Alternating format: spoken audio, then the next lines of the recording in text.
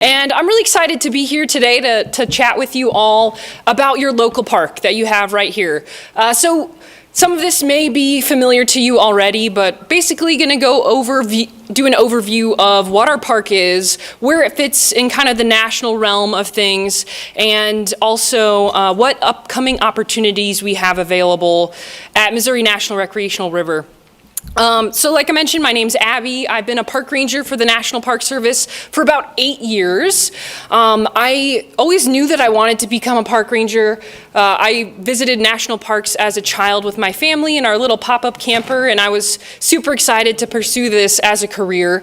I'm afraid to say this, but I did graduate from South Dakota State University. Go Jacks! With a degree in ecology and environmental science, and had a great time there and jumped right in. Right after college, actually during college, I got my first internship at Mount Rushmore, so started off at a pretty big park. Then after college, I went to Theodore Roosevelt National Park in North Dakota. And after that, did another internship in southern Arizona, a park called Tumacacri National Historical Park, and then spent a summer at Grand Canyon. I got my first permanent job at Fort Scott in Kansas, where I was the historic weapons supervisor and got to shoot cannons for a career, so that was a blast. Thank you. Yes. Thank you for that. And then I got to work at my most favorite national park, which is Rocky Mountain National Park in Colorado. Very nice, yes, go Rocky. It is an amazing place, but I'm originally from Northwest Iowa, so I really missed being in the Midwest and being close to my family. So when this job opened up at Missouri National Recreational River, I was so excited. I even emailed before I applied saying, Tom, please hire me, basically. And thankfully it worked out. So again, super excited to be here with you all and share some of my passion for the National Park Service and the park you have right here in your own backyard. So like I said, Missouri National Recreational River is a unit of the National Park Service. Who here has been to a national park before? Okay, great. And who knew that Missouri National Recreational River is right here flowing by Vermillion? Okay. So a lot of you, so that's good. So some of this might be already an overview that you know, but a little bit more about the Park Service. Our mission was established in 1916 when the National Park Service was established. And it was basically to conserve the scenery and natural historic objects and wildlife therein, to provide for the enjoyment of the same in such manner by such means, and will leave them unimpaired for future generations. And so that was the original mission in 1916, and very similar to our mission today, which is the National Park Service preserves unimpaired the natural and cultural resources and values of the national park system for the education, enjoyment, and inspiration of this and future generations. And that line right there is one of the main reasons I wanted to become a park ranger, because I think it's really inspiring to try to inspire the next group of people, not only this generation, but all future generations to come, and to protect these amazing places so that everyone can enjoy them and be inspired by them. So that's what we're working on. Additionally, we collaborate with partners to extend benefits of outdoor recreation, which is a very important thing at Missouri National Recreational River. And so I just wanted to share the mission with you today, and then also cover some of the parks that are nearby. So within the National Park Service, there are 433 units of the National Park Service. So those big national parks that you're probably familiar with, like Rocky Mountain, Yellowstone, Grand Canyon, are all included, but there are a bunch more, such as national monuments, memorials, lake shores and seashores, and there's several right here in the nearby areas. So we're going to cover all the ones that are in Nebraska. So first up, we have Agate Fossil Beds National Monument, which is out in western Nebraska. Has anyone been to Agate Fossil Beds? Okay, one person, that's great. It's a neat little park, and believe it or not, the Niobrara River flows all the way out there and eventually comes over to us in the Missouri. Also out in western Nebraska, we got Scotts Bluff National Monument. Anyone been there before? Okay, a few more, that's great. And then our sister park is Niobrara National Scenic River. Anyone been out there before in Valentine, Nebraska? Awesome. Now that gets a little confusing too, because we got Niobrara State Park, Niobrara the town, Niobrara National Scenic River, but this one specifically is a unit of the Park Service, and we collaborate greatly with them over in Valentine. Then coming over here to the eastern part, we have Homestead National Historical Park. Anyone been to Homestead before in Beatrice? That's my hometown. Your hometown. Did I say it correctly, or is it? Okay. Beatrice, yep. And then, of course, we have a few in South Dakota as well. Anyone recognize this place? For Jeffrey, that's Mount Rushmore. Yes. Yeah, I saw you shake your head. Yeah, yes, Abraham Lincoln is here. Okay, true or false? Abraham Lincoln is on Mount Rushmore. That's true, yeah. I should have kept that going. Badlands National Park, obviously, as well. Anyone been to Badlands? Yeah, pretty popular one. Then we got some of the caves out in South Dakota, or western South Dakota as well. Has anyone been to Wind Cave? They got some cool stuff below ground and above ground. And Jewel Cave, nice. My sister's also a park ranger, and she worked at Jewel Cave for a few seasons. She definitely argues that it is a cooler cave than Wind Cave, which it is literally, yes, and figuratively in her mind. It is, okay, yeah.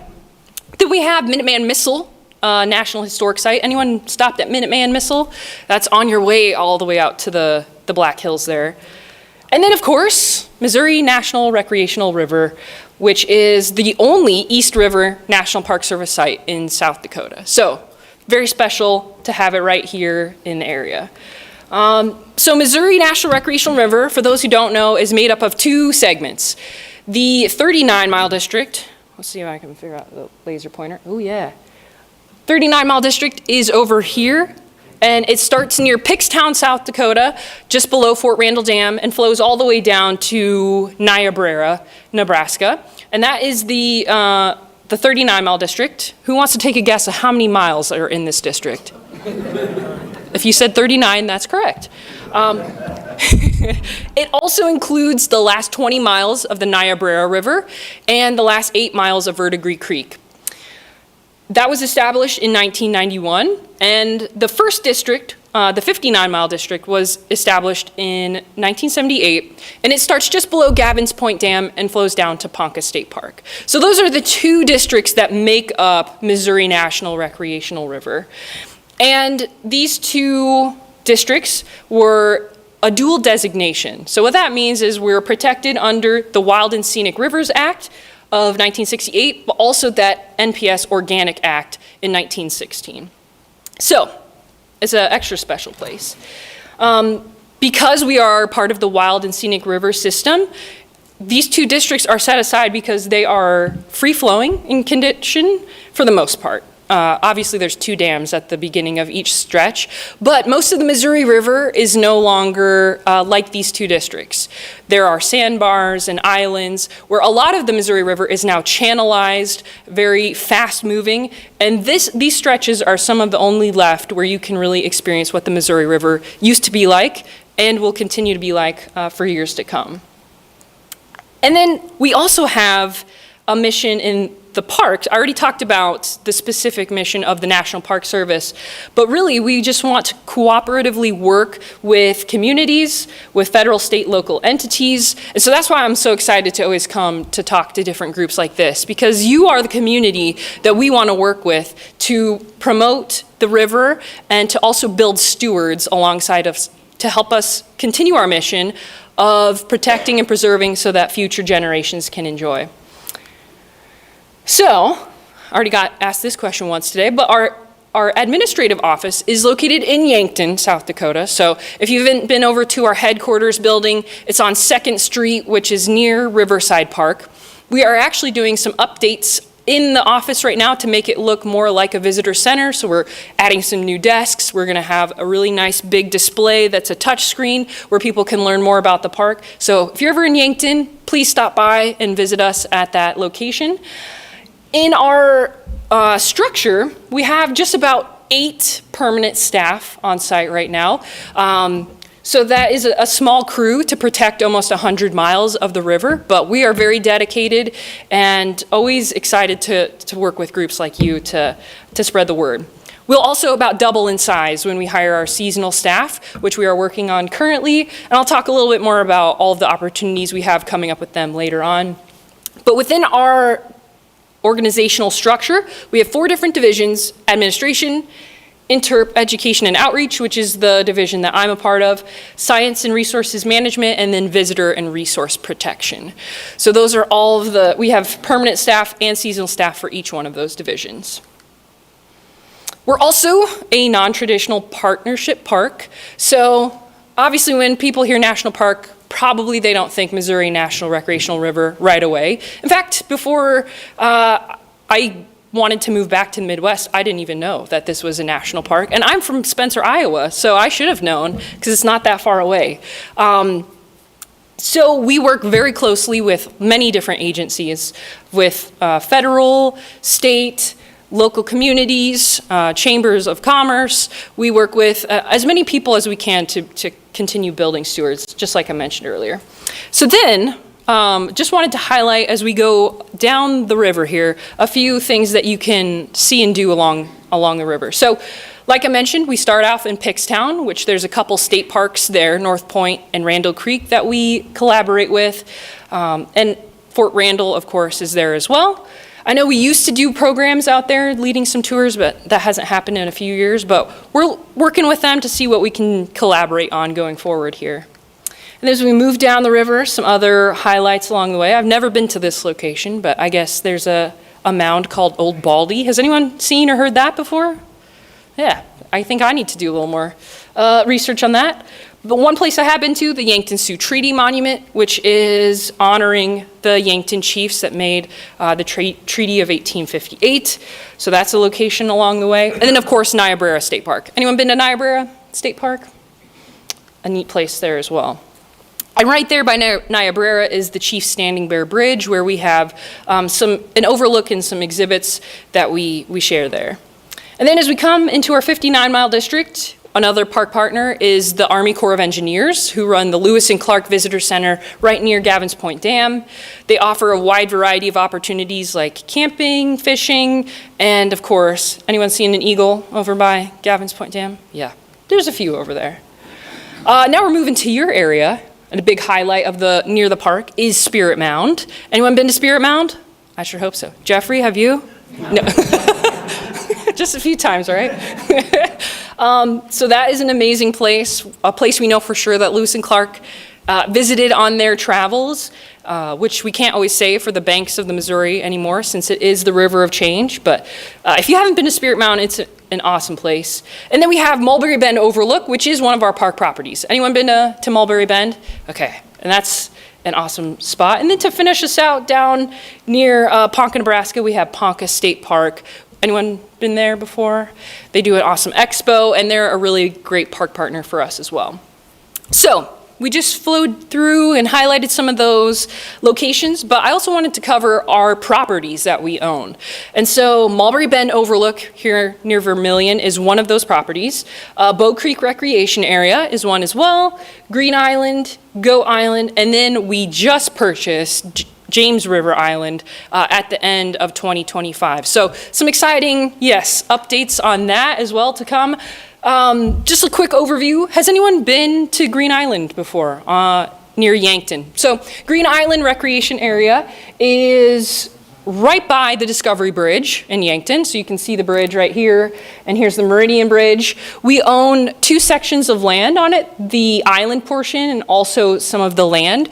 That is, or I guess they're both land, but the island portion and the non-island land. There's hiking, camping, and it's often a place that we stop when we're doing kayak paddles down the river. So that's a neat spot if you've never been.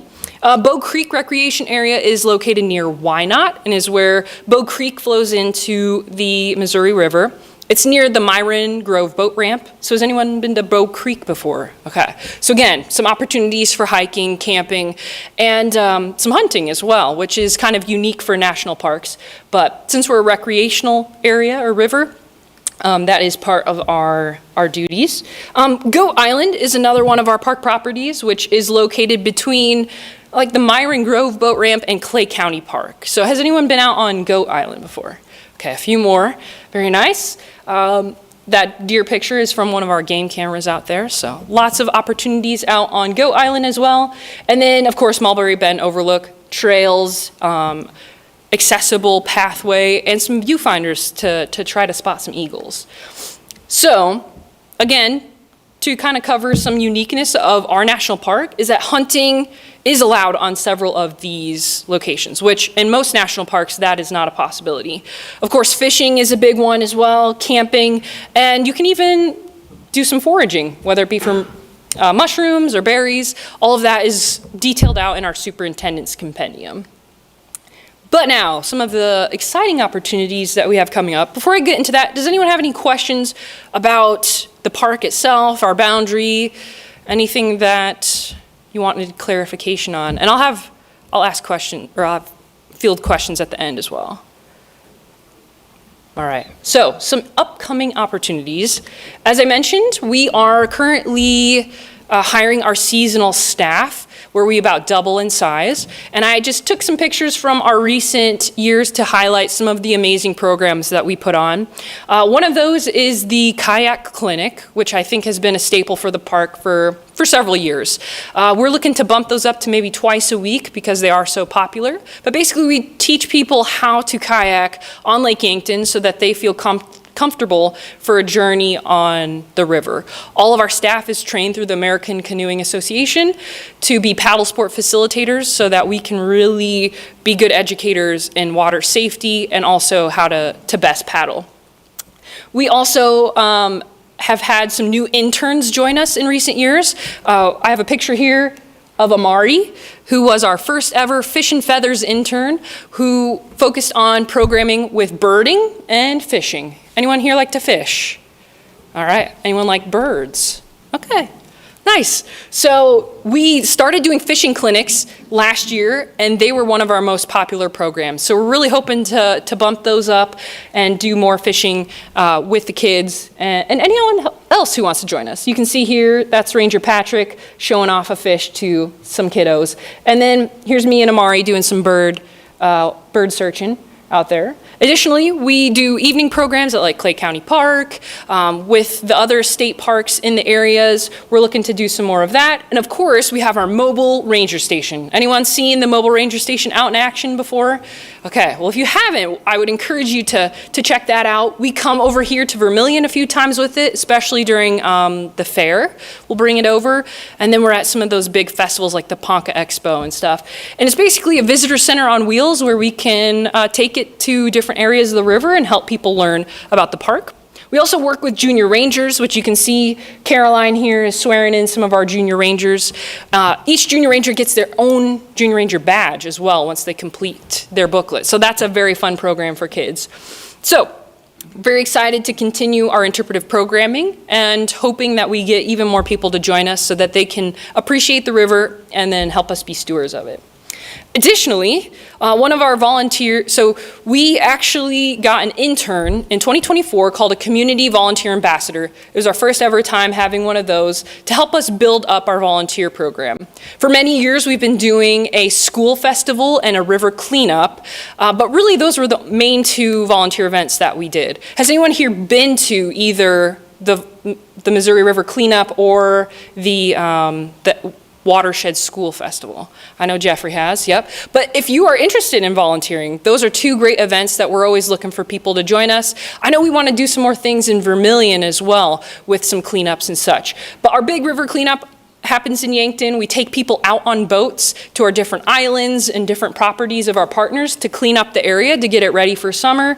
And then because of our Community Volunteer Ambassador, we added so many more opportunities. So whether you like kayaking, litter cleanup, invasive plant removal, all of these are now volunteer opportunities at our park, and we're looking to include even more. So if you love fishing and want to help us with our fishing clinics, help put 100 worms on many, many hooks, we would welcome you to join us.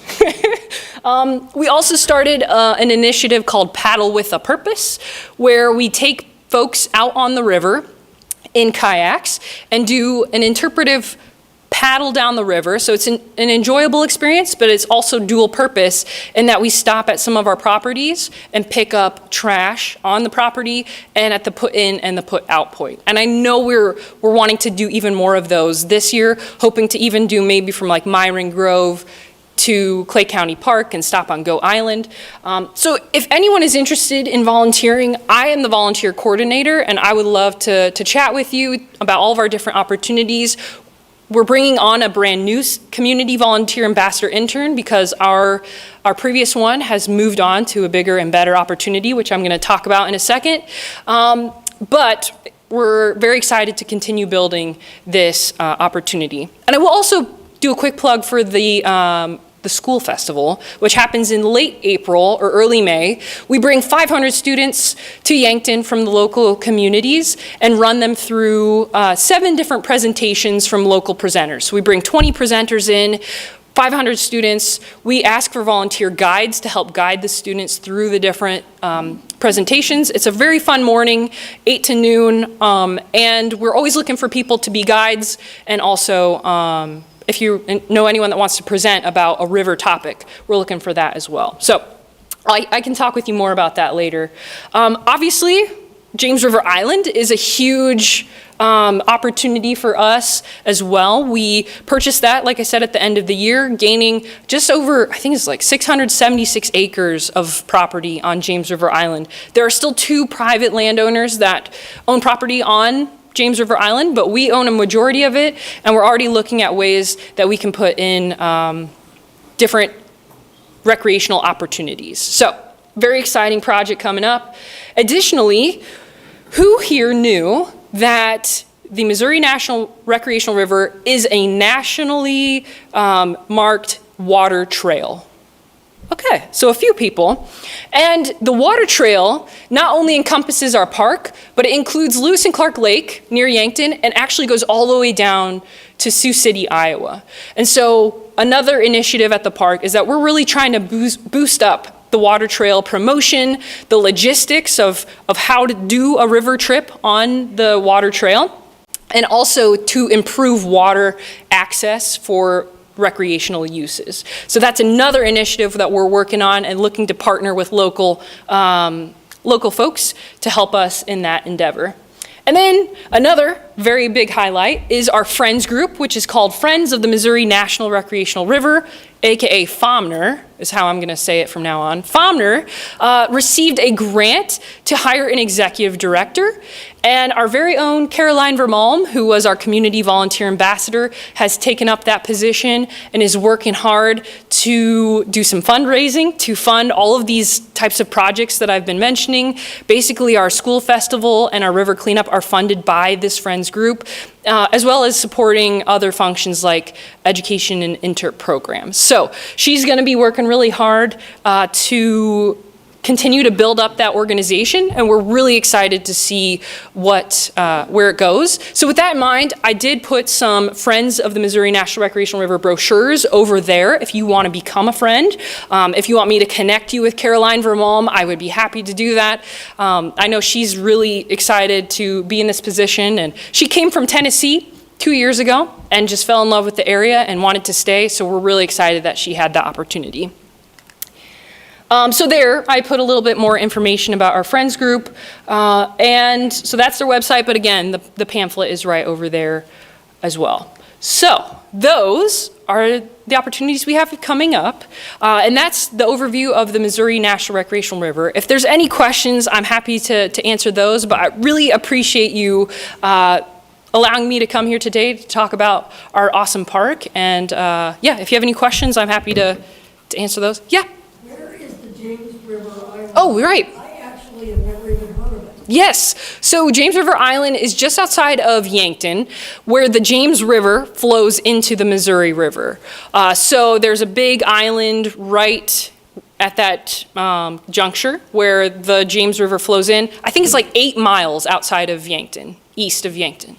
And Like I said, it's a pretty big property. And another cool thing about James River Island is that in Lewis and Clark's journals, there is a map that shows an island right at the mouth of the James River flowing into the Missouri. So this island, while it's different, it has been there for a really long time, making it pretty significant. So we're very excited to have that be part of our property now and be preserved for all generations to come. Yeah. Yeah, of course. Any other questions? Yep. What kind of access is there to James River Island from land? Yeah, so there is like one good spot, I've heard, that you can get onto the island and then there's a ladder. Personally have not been out there yet, but that is one of our top, we were just discussing our plans for 2026 and some of our priorities, and one of those is making sure there's a safe access point for James River Island. Yeah. Is part of that planning any sort of like a kayak launch point or a non-motorized launch point? I think it's just the beginning phases so far. So I think they're looking at all types of access to the island. So I think a kayak one would definitely be in the works. Yeah. Yep. It's going to probably take a while, but yeah. Yep. Where does the James River originate? Actually, I think it goes pretty far up, almost to Canada. Jamestown? Okay. There we go. That would make sense. Yeah. And I only know that because I was talking to my cousin the other day who was like, yeah, I was up in Montana or something and saw it. But yep. When you were talking about your work history, is that normal for your job? Do you go from park to park to park? Yeah. So when you start a career with the National Park Service, you are not really even allowed to apply for permanent jobs until you do a certain amount, unless it's an open to the public job. So a majority of folks move around every 6 months or so to different seasonal positions. And really, I was a lucky one. I did two seasonals and 2 internships. I think the average is like 8 seasons of moving around. So I got a permanent position really early and feel lucky about that. But yeah, if you talk to any Park Service person, a majority of them will have worked at many parks. Yep. It's a fun adventure. Yep.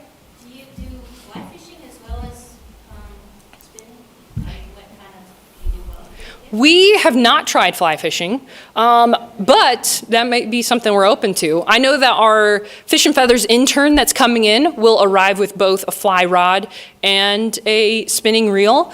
Right now in our fleet of rods, we only have spinning, but I think we'd be open to trying fly fishing as well. I know at other national parks they do. When I was at Rocky, their Fish and Feathers intern obviously focused mainly on fly fishing, yeah. So not yet, but maybe. One more. What about, do you have access for disabled people in any of these areas? I'm glad you asked that. For fishing specifically or just in general? Either or, I mean, any. Yes. So we always do our fishing clinics at locations that are accessible. And additionally, last year we received a grant that allowed us to purchase equipment, adaptive fishing equipment that helps people with disabilities. So we have electric reels where you just have to push a button to reel in instead of doing the motion of with both arms. We have harnesses that will strap the pole to your arm, and also like a Velcro attachment that straps onto your hand that then straps onto the reel. So if you don't have the fine motor function, you can use your whole arm to reel in. So we have like harnesses that will hold the pole for you. So we are trying to make these opportunities as accessible as possible. And additionally, we added a accessibility ramp to our mobile ranger station that is for wheelchair folks, as well as people that need a handrail to get up into the mobile ranger station. So we're working hard to increase accessibility. Yep.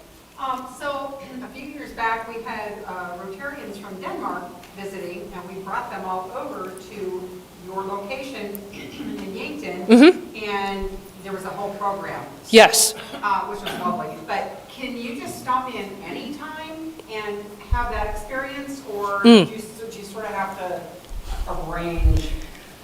You know, Yeah. I think we saw videos and things like that. So we're open Monday to Friday, 8 to 4:30. Anyone can stop in at any time and watch the movie. A park ranger should be available to answer any questions. If it's more of like you want a longer presentation, a call ahead of time is probably helpful, but we can accommodate folks just dropping in and chatting with them about the opportunities as well. Yep. That might have been me as well. Yeah, I was gonna say, that sounds familiar. About the mission of the Park Service, I think? Yeah. All right, any other questions? Yeah. I grew up in Yankton, so I've been familiar with this area. When I was growing up, the city dump ground, they dumped everything into the river there east. Is that still there? Has that been cleaned up somehow? I'm not sure. That's a good question. Anyone else know the answer to that? Yeah, I don't know. I would hope that we're not dumping anything into the river now. Sounds like Yankton. Uh-oh. Got some animosity here. That's a good question. I'll look into it and see if that, hopefully it's not the case. Any other questions? I Yep. was just going to ask about what are some conservation priorities? So your environmental issues you guys are trying to deal with. You guys have a whole section Yep. working on that. What are you doing? Yeah, so that I think obviously would be more in the Science and Resource Division, which is run by Carolyn Campbell. I know they're always working on invasive plant removal of problem plants and stuff along our different properties. I know that last year we did like a bumblebee survey for the first time to monitor bees, and also I think they were adding, I don't know if they're adding something to track them. There's piping plover research, least tern research, and now while we might not be doing all of it, we work with our partners like here at USD, the Missouri River Institute, and David Swanson help with several of those studies, as well as other agencies in the area. So those I think are some of the conservation ones. And then from an inter perspective, our main goal is to educate folks so that they care about the place and then help us steward the place and take care of it. So that is always my initiative moving forward. But yeah. Okay, any other questions? Well, thank you again for having me here today. It's been a pleasure, and I'll turn it back over to Mark.